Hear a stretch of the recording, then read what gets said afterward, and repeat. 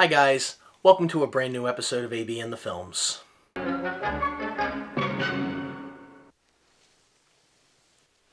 Good evening, ladies and gentlemen. Alfred Hitchcock. I've been a fan of this director since I was 10 years old, when I wanted to make movies. Steven Spielberg started my interest in this whole field with Jaws. Alfred Hitchcock came second, and I have been a fan of his ever since. And I am here to discuss my top 5 favorite Alfred Hitchcock films.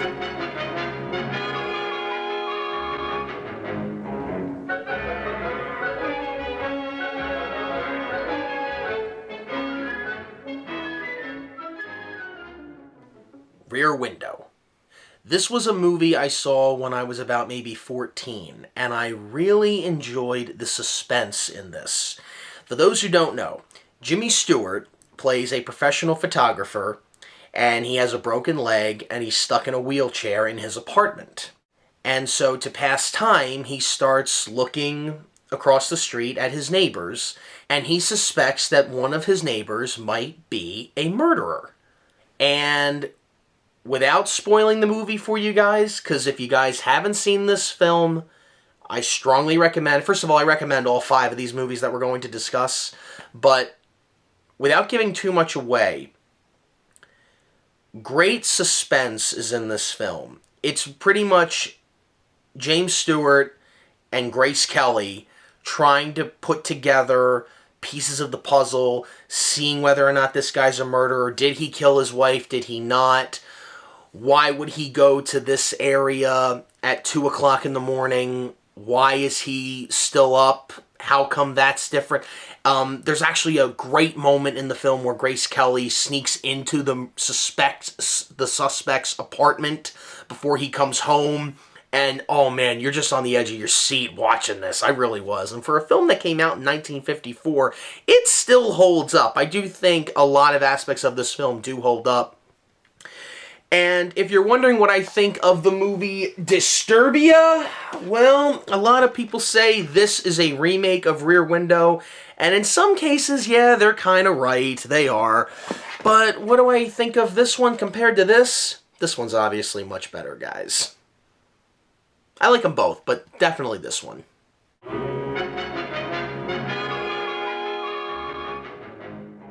North by Northwest. This was a movie that was given to me from a friend of mine on DVD when I was 12. Never saw it before.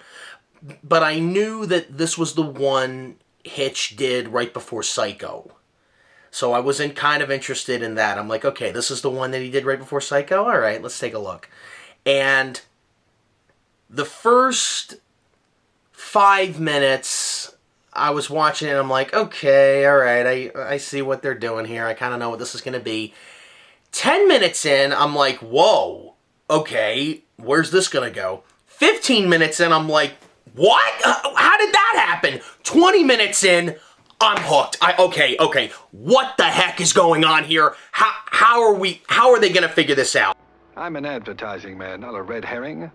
I've got a job, a secretary, a mother, 2 ex-wives, and several bartenders dependent upon me. And I don't intend to disappoint them all by getting myself slightly killed. Cary Grant plays a Manhattan advertising executive in New York City.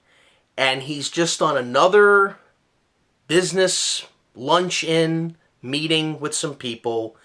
And he gets roped in to what is basically a spy espionage type of thriller.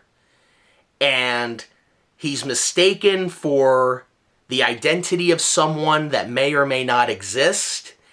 And what springs from that is just, I was on the edge of my seat the whole time. I wanted to know. This is one of those movies where you're constantly saying to yourself, what's going to happen next? And then the minute you think we're getting closer to what this is all mounting up to, boom, left turn. I didn't see that coming. And now you're like, well, how are we going to get out of that? It's like, okay, this is going to happen, but therefore this is going to happen. And now we're going, okay, all right, now we're going, but this is going to happen. Like, oh, okay. Like, it's like one of those films. And it's very, very well done. Cary Grant and Eva Marie Saint, they are fantastic in this. There's great chemistry between the two of them. I love this movie. Been watching it since I was 12 years old. I respect this film a lot. If you guys haven't seen it, I strongly recommend that you check this film out. North by Northwest, definitely one of Hitchcock's best films ever. Next one.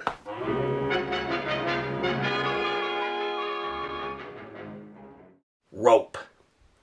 This is by far the greatest dialogue picture that Hitchcock has ever made. And a lot of his films do have dialogue in them, and dialogue is a key thing in many Hitchcock films. Hell, it's a key thing in a lot of movies. But with Hitchcock, it's different because he puts the audience right in the film. And that's, I think, is what's so great about Hitchcock movies. And because you have to remember, in those days, and we're talking Rope, so this was 1948. We're talking the 30s and 40s and 50s and 60s. That's when Hitchcock was in his prime. In those days, you really didn't have a lot of directors that did tricks with the camera and all that. The closest one I could think of that's close to Hitchcock is maybe Orson Welles and maybe a few others. But what made Hitchcock such a big figure, other than the fact that he had a TV show, Alfred Hitchcock Presents, and people got to notice him, because in those days you really didn't pay attention to people behind the scenes, you paid attention to the actors. They were the ones on the screen, they were the ones everybody knew. But Hitchcock liked putting the audience in the seats of the film. He liked putting us in the situation that we were in. And in this film, because it's based off of a play, and it's shot like a play too, there's barely any edits in this film, it is kind of I don't want to say a departure from his style of filmmaking, but it's definitely one of the best films I've ever seen from him, because there's just so many elements in this. So if you don't know what the story is, it's two schoolboys who pretty much, I think, are a little too old to be prep school boy, or maybe it's after prep school, I'm not sure. But the two of them have committed a murder, and they are going to have a gathering right after the murder for the person they just murdered. It's kind of messed up, right? So, but the whole movie, you're just in suspense because they murder the guy in the house, in the apartment. They put the body in the trunk, and they have the trunk in the living room where the party is going to be. So the whole time you're just saying, is someone going to open the trunk? What's going to happen if someone does that? You're in suspense the whole movie. And what is so great about this, other than John Dahl's performance and Farley Granger's performance, and of course Jimmy Stewart, this is another one that Jimmy Stewart did with Alfred Hitchcock. Great performances from all three of them. But what I really like about this movie is, like I said, there's very little edits. Not only was this a play, but it's shot like a play. It's staged like a play. So a lot of pre-production, as I get older, because I saw this movie when I was a kid, when I was about 13, 14 years old, but I never really thought about, think about the pre-production that had to go into this. Because you're thinking, well, if there were very few cuts in this movie, this must have been very easy to shoot. You're just shooting one long shot. You're just moving the camera around, not really editing. Well, think about it. You had to stage all this. You had to make sure people knew their marks. And you had to make sure, because again, this is 1948, you're using film, not digital. You had to cut. You had to cut in between rolls of film. Because in those days, I think the reel of film was like 10 minutes. But Hitchcock was clever in that. You can obviously tell he's cutting the film, but he was clever in it. Like, the way he cuts in this film, he would have the camera go up behind someone's back and go into the back, like this, into someone's back, and then cut. And then he would move the camera back away, and it would look like one long continuous shot. But he had to cut, because you only had 10 minutes of film. And think about that. Suppose if someone messed up their line. Well, if you're like 7, 8 minutes into the reel of film and someone screws up their line, you gotta go back and do this all over again. Go back and film it again. Not the scene, not the beginning of the scene. I'm talking about the beginning of the reel. Think about that, and that costs a lot of money in the budget. So that's a really risky thing. This is a risky thing that Hitchcock was doing here, if you think about that. But it works. It just works. It's a really well done show. And the dialogue is so great because we know these two guys are the murderers. We know they are. And we're waiting for them to get caught. And they would say these lines. Like, for example, one of my favorite lines in the movie is when John Dahl, who plays Brandon, he's the main guy that wanted to do this, wanted to do the murder. He's talking to one of the guests, and they say, I forget the guy's name, the guy they murdered, that the party is supposed to be for. Everybody's waiting for him. They're like, where is he? I think his name's David. I think that's the name. Would you mind taking this in to Janet? Sure. Why? No particular reason. It's hers. I thought you'd like to take it into her. She's in the bedroom telephoning. Then you'd like David to walk in. Oh, no, that'd be too much of a shock. Like that. But what makes that line work so well is not only John Dahl's performance when he says a line like that, but as he's saying it, Hitch moves the camera away and like will pan over to the trunk, something like that. And oh my gosh, it's so great. Oh, and right before the party begins, first of all, they strangle him with a piece of rope. There you go. That's why it's called that. And there's a great shot where Farley Granger sees the piece of rope hanging from out of the trunk, and he's like, Brandon, we have to get rid of that. What if they see us? And he goes, no, Philip, I think we should leave it there. It's more, it's all the more, gracious or whatever. It makes you feel more alive, because what if, because they almost want the guests to see this. But they want to keep it a secret. Obviously, they don't want to get caught, but they kind of want them to say. That's how sick and depraved these guys are.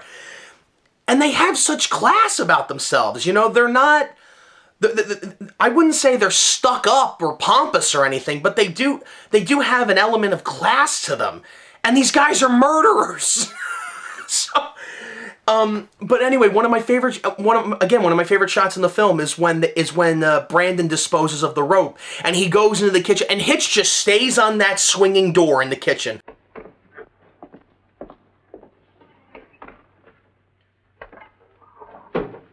Only Alfred Hitchcock could do a shot like that and make it work.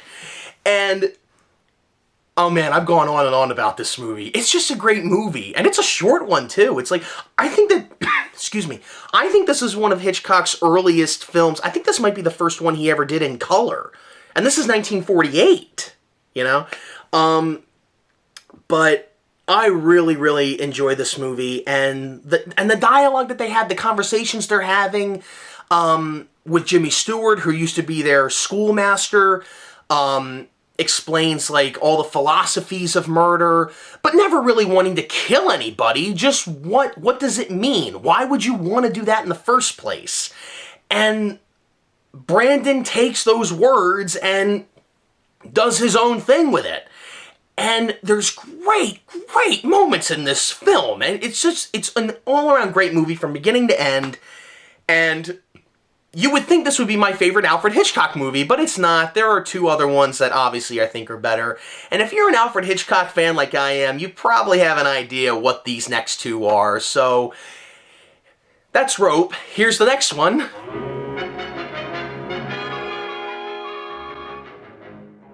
Psycho. This was the second Alfred Hitchcock movie I ever saw, and I loved every minute of it. And it scared me to death to take a shower. And I don't think I'm alone in saying that. I really don't. Because I think that shower scene has been immortalized in not just film history, but I think in all of our minds that have seen this. I mean, like, you see this film, you never want to take a shower again. It's like Jaws. You watch Jaws, you never want to go in the ocean again. It's like that. It's that powerful a scene. And the scene's only, like, what, a minute? Maybe less than that? I mean, it's incredible. Janet Leigh plays Marion Crane, who works at a bank, and she's having a disastrous affair with a man that she can't marry, played by John Gavin. And somehow she has a bank investor, I believe, who's friends with the head of the bank, and he's got $40,000. And she decides, well, should I steal that or should I not steal it? And she ends up stealing it. And she's not a thief. She's not really a thief. She's terrible at it. She gets, like the police pull her over. She is the worst thief ever. She's scared. She's nervous. It's not in her nature. She's not like this. But she does it, and then she gets lost in a rainstorm and finds this little place called the Bates Motel. And the rest of the... And she meets this man who runs the motel. His name is Norman Bates. Do I even have to tell you what the story is? We all know this story. We all know this movie. And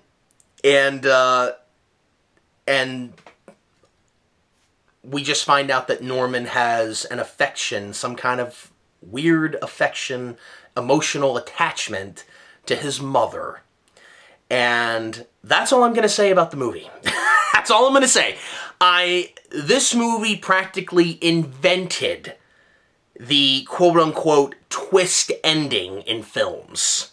I think this film, maybe it didn't start it, but it definitely made that aspect popular. Because if anybody is going to have a twist ending in a movie, I'm sure they all go back to this film. There's not a doubt in my mind. I'm positive they all go back to this film. Is this as good a twist ending as the twist ending in Psycho? That's how good the twist ending was. The music is iconic. Iconic in this film. Not just in the opening credits scene, but the shower scene, the scene where the detective, the private investigator, is looking for Marion. There's a lot of great... Oh man, this whole movie is wonderful. And the black and white is iconic. I mean, look, the reason it was made in black and white, because, Hitchcock had made a lot of colored films in the 50s, and he had just come off doing North by Northwest, and now he's doing this movie. And when Psycho was being made, and again, I didn't know this at the time, because I was only 11 when I first saw it. Psycho is regarded as one of the best horror films of all time, and I think it's like maybe in the top 3, maybe number 1 of the greatest films that Hitchcock ever made. It's that good. And I think and it's in black and white. And the reason why is because Hitchcock made this film for less than $1 million, and he was already a big name at this point. He was going to make this movie in black and white, which is cheaper than colored film, and for under $1 million. He's going to make a low-budget horror film. And again, on the DVD of Psycho, if you have the collector's edition of Psycho, like I do, there's a great hour-and-a-half-long documentary on here, and I think it's on YouTube, where the remaining actors of the film at the time talk about the making of the film, the people behind the scenes. They have Joseph Stefano, the screenwriter, talking about it. And he brought up a point of why Hitch wanted to do it this way. He said in this interview, he goes, Hitch felt that there were a lot of these low-budget horror films that weren't particularly good, but were doing very well at the box office. And Hitch thought, well, what would happen if someone good came along and did one of these low-budget horror films? What would that be like? Well, here you go. And he used the television crew that made his show, Alfred Hitchcock Presents, as the crew for Psycho, because he wanted to use as little money as he could. And again, that's part of the reason why it was in black and white. And the shower scene, like all the storyboarding for that, all of the prep work that had to go into that. That scene is iconic. Everybody has studied it. Everyone has, talked about it. in film classes, in people who aren't even interested in film classes, people just watching this movie and just talking about what they just saw. That's how great that scene is. Violent. Even for 1960, I mean, like the censors were going nuts with Hitchcock when he was making this, because, and again, before this movie, nobody ever filmed a toilet in a movie. Nobody ever did. But the toilet was it was reasonable because Marion flushes evidence down the toilet, so they needed that. But the censors are like, no, we cannot, that's dirty. We can't show that in a movie. It was a different time, guys. We can't show that in a movie, let alone flush one in a movie. We can't show that, but, you know. And the performances in this. I mean, Anthony Perkins, I mean, like, you can't imagine anyone else playing Norman Bates. Anthony Perkins owns that role. And even in the sequels of Psycho, you know, when he came back to do Norman Bates, which, yeah, I thought were okay, the sequels. But, you know, this one, I mean, oh man, it's such a great movie. Such a wonderful, wonderful movie. Yeah. Let's go to my favorite Alfred Hitchcock movie, number 1.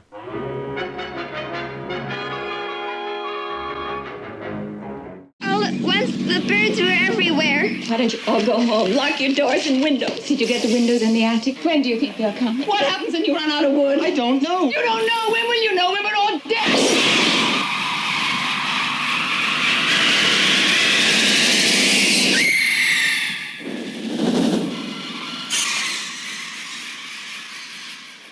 This was the first Alfred Hitchcock movie I ever saw.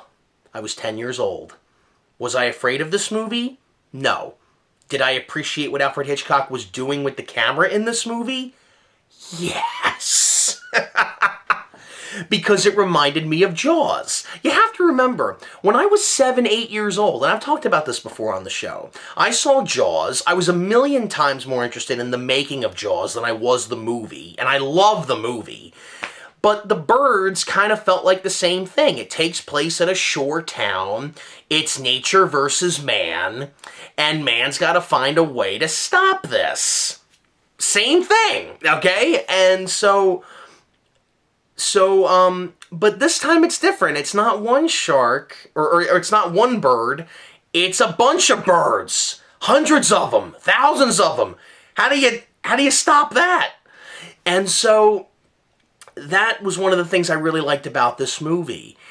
But as I got older, what I really love about this movie are the little subtleties in the dialogue that, again, I didn't pick up on when I was a kid. Because you have to remember, I was introduced to Alfred Hitchcock the wrong way. I thought, as a little kid, because again, The Birds was the first movie I saw, Psycho was the second movie I saw from him, I thought that he was this guy that made these movies, these monster movies, like, you know, like scary movies of murderers and killers, and so, and he does, they are like that, but if you look at The Birds and Psycho, and you look at his other films, there's a lot more dialogue in there. Like, you know, Rear Window isn't really a scary movie. Dial M for Murder is not a scary movie. Vertigo is not a scary movie. I Confess, Rope, Strangers on a Train, The Trouble with Harry, The Man Who Knew Too Much, Shadow of a Doubt. All these movies are not scary. Frenzy, Torn Curtain, Topaz, Family Plot. None of these are scary. They're suspenseful, but they're not scary. The Birds and Psycho are suspenseful, and they can be scary, at least to a little 10-year-old. Because I was 10 at the time. I wasn't scared of any moments, but there was like 1 or 2 moments when I was like, ugh, like just kind of, ugh. But that was it. But Psycho scared me to death. I mean, I never take a shower, but I loved the movie. But with The Birds, you know, I thought Hitchcock made these movies. So when I finally saw Vertigo, which was my third Alfred Hitchcock film, I turned it off after 20 minutes. I'm like, this isn't scary. I've grown to like Vertigo since, but maybe I was too young to understand it. But you know, I was introduced to him the wrong way. And when I watch The Birds now as an adult, there are a lot of things in the movie that I didn't see. Like, the whole bird attack aspect of the movie doesn't really come into the film until at least like 45 minutes into the movie. And so you're probably thinking, wow, that's got to be really, really slow. That's a slow movie. It's really not, because as a kid, I wasn't interested in the whole romance aspect between Tippi Hedren and Rod Taylor. I wasn't interested in the whole love triangle, I guess, or love square with Tippi Hedren and Rod Taylor and Jessica Tandy's character and Suzanne Flechette's character as the school teacher. I didn't really get into that. So the movie really is a drama with all these things going on, and then it turns to terror. And that's when the birds come in. And that is where it got really interesting for me, because I'm like, oh, this is just like Jaws. This is really interesting. Because there's a lot more of the shark. Think, again, I keep comparing it to Jaws, but think about Jaws.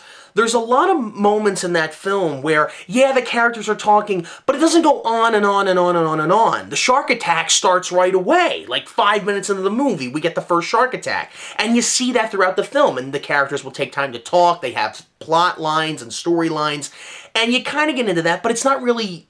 The script isn't really surrounded around that. It's really around getting the shark. The birds, it's the opposite. The first half of the movie is all about this relationship stuff, and the second half is the terror stuff. Like, forget the relationship stuff, goes right out the window once the birds start attacking.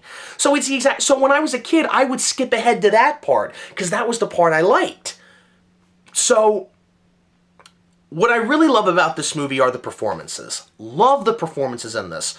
When Rod Taylor meets Tippi Hedren in the bird shop at the beginning of the movie, Mitch and, oh boy, what was her? Melanie Daniels, that's it. When the two of them meet cute. It's like that kind of screwball comedy thing a little bit where he'll take a stab at her and she'll take a stab at him, and it's like, it's almost kind of flirting, but not really. And I laugh every time. Not because the performances are laughable, they're not. It's just a funny situation. Mitch is a lawyer, and she got into trouble once back in Rome, and the two of them just keep going at each other. And the whole time you're like, okay, when are they going to get together? I mean, they obviously like each other. And... So anyway, so let me tell you what the plot of this movie is, because I've been talking about this movie for a while. So Melanie Daniels has this run-in with Mitch Brenner at the bird shop, doesn't know this man, and he's looking for some lovebirds. And she pretends that she's an employee at the bird shop, and he already knows she isn't. And so when her cover's blown, she decides to get him the lovebirds anyway, and finds out he lives in this place called Bodega Bay just to deliver him the birds. But she does it in a cute kind of a way. She kind of sneaks into the house, delivers them with a note, and she's waiting for Mitch to find it, and he finds it, and he's looking for her, and then the birds start attacking. Seagulls, crows, sparrows, any kind of bird you can imagine. They're all attacking at the same time. And you can only imagine how they made this movie. Because again, no computers. This is the early 1960s. No computers at all. You're seeing real birds. Now, a lot of this was done with the blue screen process that Disney had done. I think Albert Whitlock, who had worked with Disney, worked on this film, I think with some of the visual effects and stuff like that, because a lot of these are a lot of what you see in this movie are matte paintings, because in those days, film studios, you hardly made a movie on location. Everything was done on the back lot. Everything was done in the studio. You never went on locations, like today. Everybody goes on locations today. But it was cheaper to make movies in a studio, because that's where all the films were made, in the studio. But every scene in this movie I love, but I think, and now again, when I was younger, one of my favorite scenes in this was the crows gathering on the jungle gym. She turns the fire in her dad's old boots. Mistletoe, rustletoe, now. That was one of the best scenes ever. Hitchcock played that so well. Tippi Hedren is sitting on the bench, waiting for the kids to get out because she has to pick up one of the kids. And a crow lands on the jungle gym. And the camera goes in, and it cuts back to the crows. And two more show up. And then 4 more show up. And then it gets in a tight shot on Melanie. And it stays on her until the audience won't be able to take it anymore. And then she looks up.